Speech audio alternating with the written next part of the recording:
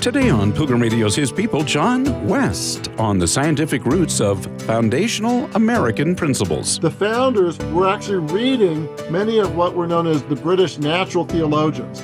And these were early scientists who also, they studied nature because they thought it proclaimed evidence of God. And a lot of our founders read those. So when they said, that there's a creator and that he endows us with our rights, that wasn't just a fairy story, that wasn't just a rhetoric. They believed reality pointed to a creator. That was objective reality for everyone. John West, next.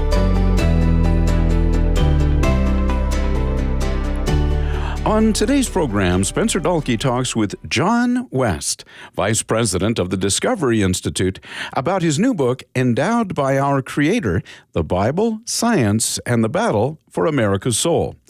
Very appropriate in this year of the 250th anniversary of the Declaration of Independence, he believes our founding was grounded in the findings of science.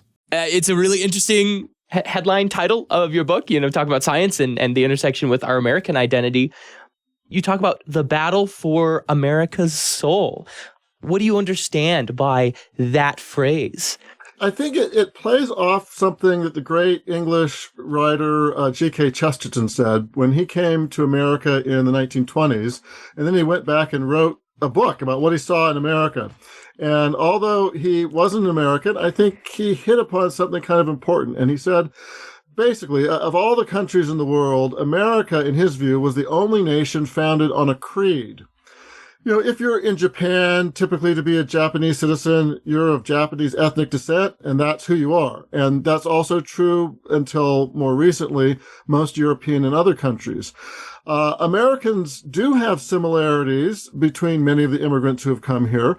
But what he was pointing out is that what really unified us was this creed that he found in the Declaration of Independence, of these fundamental ideas that everyone who's an American, even if they came here 5 years ago as opposed to 200 years ago, they're really expected to believe, or at least they should be expected to believe. And he found that rather interesting because he thought that the Declaration of Independence, and it was actually, as he talked about, a theological creed because it makes a lot of claims about God and human beings. And so my book is about how those fundamental truths of the Declaration of Independence, what they actually mean, because there's a lot of confusion about it, how they draw from a Christian worldview, but then how starting in the 19th century and into the 20th century with the progressive era and even today, how lots of Americans trashed those ideas, often in the name of science, and how now there's a real battle even among some parts of conservatives who don't like the idea of what they call America as a creedal nation.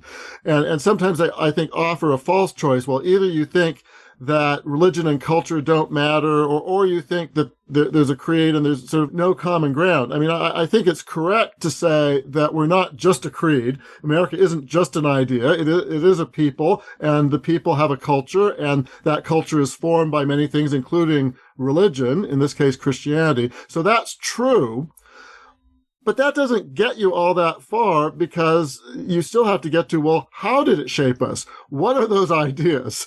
Even if you say that sort of Christianity influenced America, or that, say, a lot of Americans historically came from England, as ancestors on my dad's side did, go back to 1600s. They were settlers of Connecticut, Protestant dissenters, the Pilgrims, not on the Mayflower, but a few years later. So I understand that idea of a heritage American. But that doesn't get you so far if you're descended from that today and you trash our beliefs. So America always has been about some fundamental beliefs that we staked our lives on, actually. And that started in the 19th century with arguments over slavery, but then the progressive era and social Darwinism and the claim that there really are no fundamental rights because there really isn't a God who gives them. My book is about that. It's about the real meaning of the Declaration of Independence, what the American Creed really is, how it was influenced by a biblical worldview, and then the battle that we're in, certainly over the past 150 years and more, whether or not we're really going to uphold those ideas and understand them. And both on left and now on some parts of the right. You mentioned that's a controversial idea, apparently, that America is founded on principles and not on, religion or ethnicity or anything like this. It has become, and I think that I consider myself a theologically and politically conservative Christian.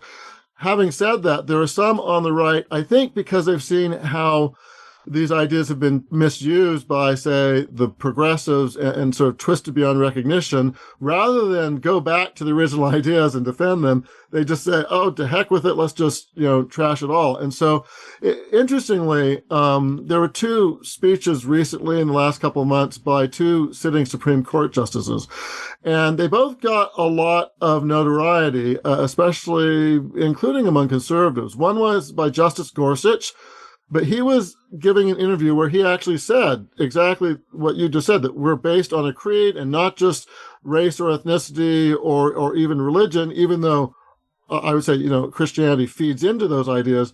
But ultimately, the test of whether you're a citizen is not whether you're a Christian or whether you are of a certain race.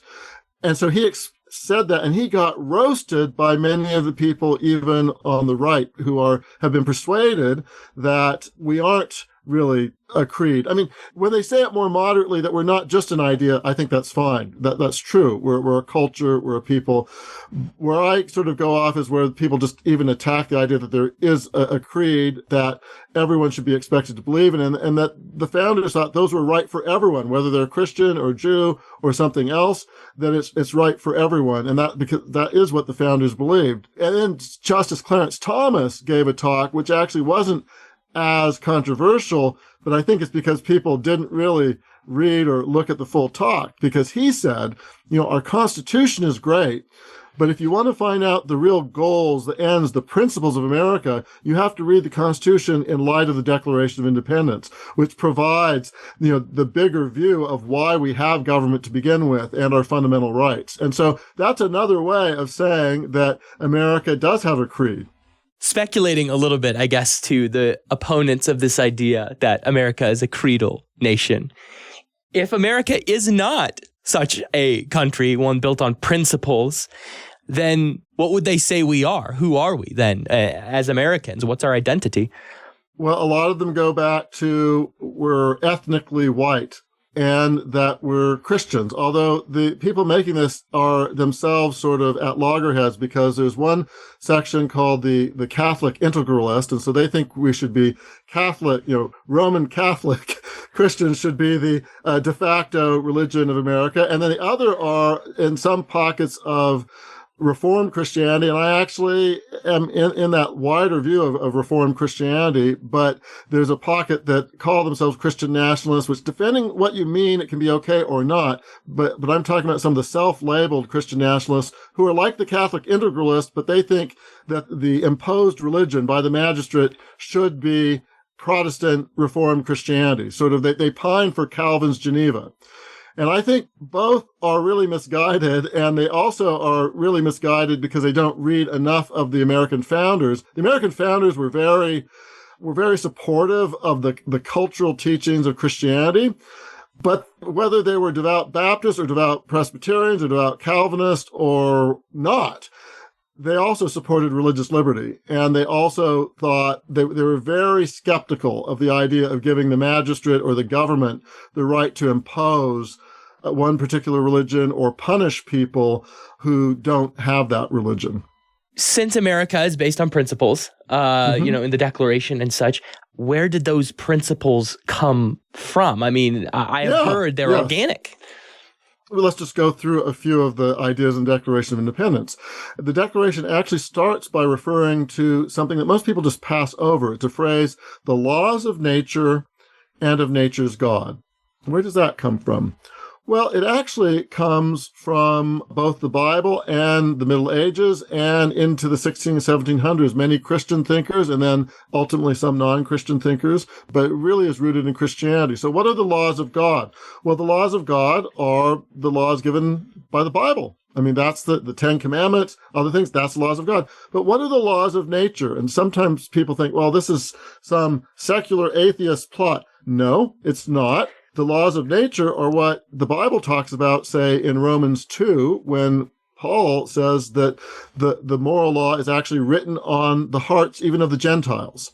And throughout the Bible, both Old Testament and New Testament, God appeals to people's sense of justice, their sense of equity, their sense of right and wrong, as if they have this sense, regardless of whether they have the Bible or not. And so what the founders were saying, were encapsulating in laws of nature and nature's God, we're encapsulating this Christian view that morality can be known both through special divine revelation through the Bible, and I happen to think as a Christian that's the clearest exposition, but that God did not leave us, even with our sin, did not leave us without a witness to the fundamental laws of morality and right and wrong. He wrote them on our hearts. Yes, we can deface them in various ways, but I agree. When C.S. Lewis, who many people know, wrote his book, Mere Christianity, and also a little book called The Abolition of Man, where he argued that there was this fundamental law of right and wrong that everyone has some access to, whether they're Christians or not. He was just re-articulating what Paul said. And then it wasn't just Paul. Starting after the Bible, pretty much every serious Christian thinker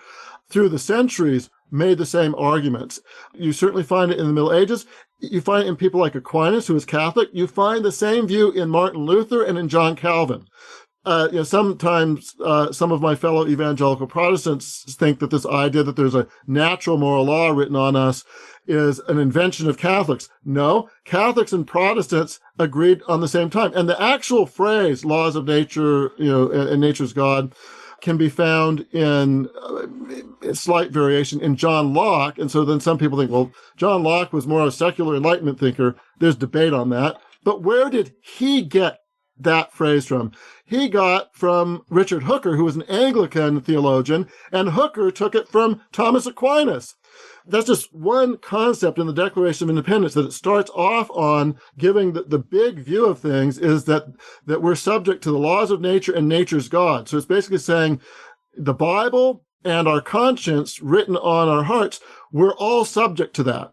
Whether you're Christian or Jewish or Muslim or something else, the laws of nature and nature's God are real, and we know them both because through our conscience and through the Bible. So that's just one little way. But let's get to maybe the biggest, most famous phrase of the Declaration is probably that all men are created equal. Well, where do you get that from? It's interesting. Let me actually back up before launching fully on that. A lot of people really don't understand that. And I talk in my book, when I was a college professor, I taught hundreds upon hundreds of students about the Declaration of Independence. And when we came about all men are created equal, it became clear that most of them really didn't know what it meant. They wanted it to be true, but they experienced the idea that I think anyone who thinks about it is that humans are equal. There are all sorts of differences. We don't have the same intelligence. I'm not as capable at math as many people are. In fact, C.S. Lewis, who's brilliant on many things, flunked his math exams trying to get into Oxford. And certainly I wouldn't be a professional NBA basketball player. And so there are all sorts of differences and inequalities in wealth and talents and everything. And so what do the founders mean that all men are created equal? This is nonsense. In fact, John Adams, who was on the committee that wrote the Declaration of Independence, his son wrote him. We have this poignant sort of correspondence I talk about in the book, who's saying, Dad, basically, what does that mean? That's not true. Everyone is radically unequal. John Adams then has a very interesting reply, which we could go into, but I want to say more generally. Well, what did it mean? They were hearkening back to the teaching of Christianity that we're all created in the image of God. And so I go through basically 7 different ways we are all actually equal, and a lot of them owe to a Christian understanding of things. The first way the founders thought we were equal really is humans are different than other living things. We have the capability of reason, so we're not like a mosquito or a rock. As a class, humans are much more equal to each other in being able to reason than any of us are with a dog, even though I love dogs. We have moral capabilities, even if we trash it. Again, a mosquito isn't going to deliberate morally about whether to bite you or not. Humans can deliberate about moral things. And so again, as a class, humans are much more equal to each other than they are to anyone else. But then there are some other ways that the founders talked about that people don't really focus on. It's not that we're just equal in positive ways. They thought we were all sinful. Well, where did they get that from? From the Bible. They got that from, in New England for generations, even after the Puritans, they taught in the New England Primer, they taught people their ABCs, and A was, in Adam's fall, sinned we all. So this was ingrained in the American consciousness, and this is one reason why the American Revolution didn't end up like the French Revolution, is that human beings are also equally sinful. They also thought, I talk about a neglected founder who signed both the Declaration of Independence and the Constitution. His name was James Wilson, originally from Scotland. And he talks about how we all have souls that go after death, that, we have an immortal soul. That's a way that all humans are equal. So there were very specific ways coming out of largely the Christian tradition that the founders thought that we were equal. Now, they didn't think, and the Christian tradition does not teach, that the only way you can know all of these things is through the Christian tradition. I think Christianity clearly espouses them. But again, God doesn't leave himself without witness. To know that people are sinful, you don't need to read the Bible. You just need to look around you. To know that human beings have reasoning powers, whereas mosquitoes don't, you just need to look around you. Now, again, because of our sinfulness, I think a lot of that's obscured if you don't believe in the Bible. But the truths in the Bible, I think sometimes Christians have this wrong idea that you can't be expected to believe those truths unless you're a Christian who believes in the Bible. The founders would have disagreed with that. Although they thought, and in fact, even non-Christians among the founders thought that the idea of human equality was most clearly taught in the Bible. So someone like Thomas Paine, who trashed the Bible, believed in God, but thought the Bible was basically a bunch of fables, he himself admitted that the idea of human equality you find really first and in pristine teaching in the Bible. So this was something that Christians and non-Christians, deists, all agreed on during the founding, that the Bible was like the clearest exposition. But they also believed, Christian or non-Christian, that those truths, although they may be clearly taught in the Bible, ultimately their truth does not rise or fall on whether you believe in the Bible. They're really true. And I think sometimes Christians have bought into that. This is really, they don't realize this. It's the result of modern secular philosophy to think that there's no correspondence between what's in the Bible and what's in the real world. And so that's why they say, well, unless you believe the Bible, you can't really be an American citizen. Well, you need to believe in the truths held in the Bible, but even if you don't believe in the Bible, you can be subject to those truths. There is a real moral law between right and wrong. That's written on our hearts. Even if you don't believe in the Bible, you don't get a get out of jail free card. I love how Augustine put it in one of his sermons. There is this natural moral law that's talked about in the Bible, and people know whether theft or adultery or other things are wrong. But then he goes on to say, even if they say they don't, commit adultery against them or steal their things, and suddenly they will acknowledge that, a theft isn't a good thing if my stuff is being taken, or adultery isn't a good thing if it's my spouse who's abandoning me. And so this idea, I think Christians need to avoid this modernist idea that the beliefs of the Bible are just, if you just have enough faith, and so it can only be subject to Christians who believe in Christianity, they're the only ones subject to the moral law. No, the moral law applies to all of us because it's also written on our hearts. So anyway, that's a long-winded answer, but I think that the idea of human equality did arise out of a Christian worldview, unquestionably, but those specific things where the founders did not deny, and in fact were very clear that they weren't meaning that we're all equally talented in the same talents, that we're all have the same wealth, or that we should try to equalize everyone's wealth, but they did think in certain very specified ways about that we have reason as humans, we have the capability of morality, we have souls, we're sinful, and we actually have the same natural rights because God created them for us. And again, those were the ways they thought we were equal. And I document everything I say here. I'm just making assertions, but in my book, I actually cite all the writings of the founders where they actually say these things. My guest today is John West. He is Vice President and Managing Director of the Discovery Institute and author of Endowed by Our Creator, The Bible, Science, and the Battle for America's Soul. I mean, that's the core, I suppose, people have said of, the American identity is the equality and the consent of the governed, that sort of a thing. But how much? Well, it plays, right into, so because we're equal in those fundamental respects, that plays into we're endowed with inalienable rights. and life, liberty, and the pursuit of happiness. And I spend a lot of time talking about that because there's a lot of misunderstanding about that. But that comes directly from the idea that we're both created equal and that God is the endower of rights. And that wasn't just boilerplate rhetoric. When they said that God endowed us with rights, they didn't think God was a fairy story. And I also probably am one of the first who actually delves into why they thought there was a creator. Because many people don't realize that at the time of the founding, the 1700s, it was coming off the rise of the scientific revolution. And the scientific revolution, again, was influenced by Christians. Most of the founders of what we consider modern science, they were motivated to do science because they thought nature proclaimed God's handiwork. And that it was because nature was created by a supra-rational God that it was coherent and we could understand it. I mean, if you read creation stories of non-Christian religions around the time of the Bible, a lot of the creation stories are about how the gods fought each other, or, I think one in Babylonia that they were fighting each other and plunged and tore out the belly of another, and then humans popped out or something. It was that nature was the result of chaos and chance and not intention or rationality. And if that's your view of nature, it's hard to develop a view of science because you don't expect nature to be rational or super-rational or to be understandable. But Christians thought that God created everything. He created it originally good, and that God is, I say, supra-rational. He's not just rational, he's supra-rational, and you should expect nature to reflect his wisdom.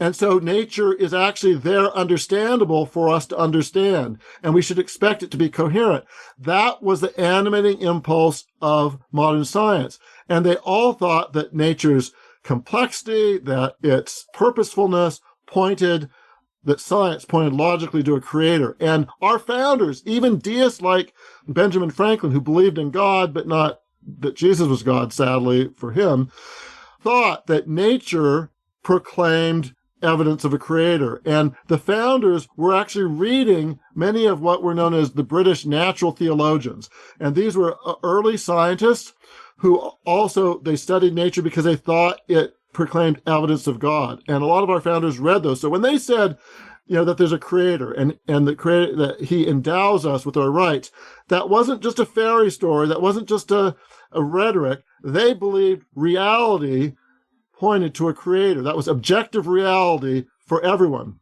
And then you just think about life, liberty, and pursuit of happiness. Why does our right to life come from a creator? Well, that's because we don't create ourselves. We don't create our kids. They develop in the womb. We owe our life to God. And so the point is that if we owe our life to our creator, human beings don't have the right to arbitrarily take the life of someone else because they didn't give them life. That also means, according to James Wilson, who is one of our key founders, that we don't have the right to take our own lives because our own life, and he writes about this, that we don't have a right to take other people's lives arbitrarily, innocent human life. I'm not talking about when people commit crimes, but we also don't have the right to suicide because we ultimately don't own ourselves. So that's what they meant with the right to life. And liberty and pursuit of happiness sort of go together, but there's a big misunderstanding today. Liberty was not license. Liberty, according to the founders, because it was bounded by the laws of nature and nature's God, liberty was actually understood not as the opposite of both slavery on one side and licentiousness or libertinism or anarchy on the other side. It was sort of the golden mean. It was the right to do things within the laws of nature and nature's God. It was a very important thing. So to live your life, to pursue your career, if it's a lawful career, to move wherever you want among the United States, to do things like that. It wasn't the right to use drugs that destroy you, to engage in pornography or other things. That's not what they were talking about. Liberty was different from both anarchy or slavery. In fact, they thought anarchy was slavery to your passions. But within that does mean a lot of things. So the founders thought that the right to liberty included the right to your opinions, including your opinions about God. And so that's why they did. So someone like, say, the only pastor to sign the Declaration of Independence was devout conservative evangelical John Witherspoon.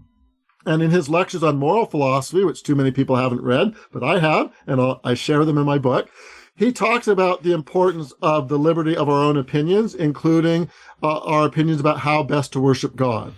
Again, he was really for evangelical conservative Christianity, but he thought that the government should not be punishing people based on their religious beliefs, because that's, God calls us to that, and you're not going to get Christianity or genuine Christianity through a sword. Could it be said that part, or even a large part, of how we have gone astray today is that we have lost the idea of equality, that we don't actually believe that people are equal anymore? How has our foundation shift there, and even our science maybe? Big picture, the founders thought there was objective scientific evidence of a creator. Move ahead just a few decades, where people began, in the name of science, to say, well, humans are radically unequal. You had this even before Darwin. You had it among some scientists in the early 1800s. And this played into, say, for example, the Confederacy, which their constitution, which their vice president, Alexander Stephens, boasted on, was the first constitution founded on the new scientific reality that humans are radically unequal, and especially blacks were just completely inferior, and that science taught that. And that's why the Confederacy was going to last forever. Well, fortunately, he was wrong on that. But then, right on the cusp of the Confederacy, in 1859, Darwin published On the Origin of Species, and then later his book, The Descent of Man, where he made his own argument for radical human inequality, that all humans, not just blacks, but we're on this evolutionary scale, and we go back to apes, and that he graded humans based on how close they were to our ape-like ancestors, supposedly. What came out of that was the American Progressive Era, which is, well, if humans are radically unequal, then this idea that just government should be based on consent of the governed. And we didn't really discuss about that, but the idea that the Declaration says that it's because of these things that we are equal and we have these unalienable rights, that's why just governments are based on consent of the government. They're not just top down. That's because if we're fundamentally equal. But Darwin said we're fundamentally unequal. And so you had a rise of progressive era activists that said, well, no, that means, those are myths, basically. That means why we need the new scientific elite, basically the bureaucracy, which they conceived of, that government should less be by elected people who are subject to the views of the voters, and it should be administered by experts who staff unelected bureaucracies that will tell us what to do for our own good. And I talk about this and I document it. Again, I'm just asserting it here, but read my book.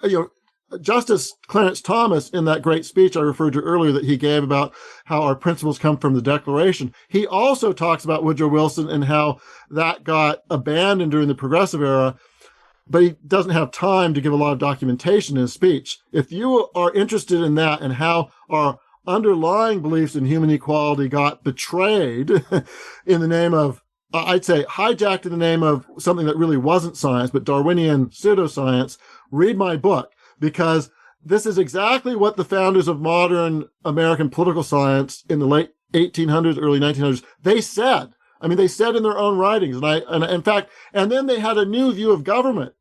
That the new view of government was not to allow us to exercise our own rights and liberties. It was experts to manage things for us. And ultimately, John Burgess, one of the founders of the new political science, says the ultimate end of government now is the apotheosis of man. Well, apotheosis means creating God.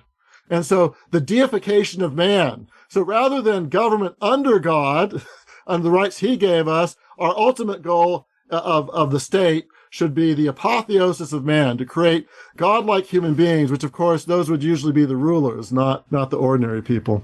You've been listening to His People on Pilgrim Radio. Many thanks to today's guest, John West, author of the book Endowed by Our Creator, The Bible, Science, and the Battle for America's Soul. He is vice president of the Discovery Institute. On tomorrow's program, it's Dave Bowden on parenting the anxious and AI-saturated Gen Alpha. Arty, but that's what's coming. That's where we're at, I think, especially over the next few years when the robots start occupying the world, which makes me sound like a lunatic, but it's coming. So these Gen Alpha kids are going to come of age in a world where robots are going to be actively involved, as well as the artificial intelligence algorithms. 65% of Gen Alpha kids are going to work in jobs that don't even yet exist. They're going to grow up into a world which is changing rapidly. So what we've got to teach them as parents and educators is to be more human and not less. That's tomorrow at the same time right here on His People.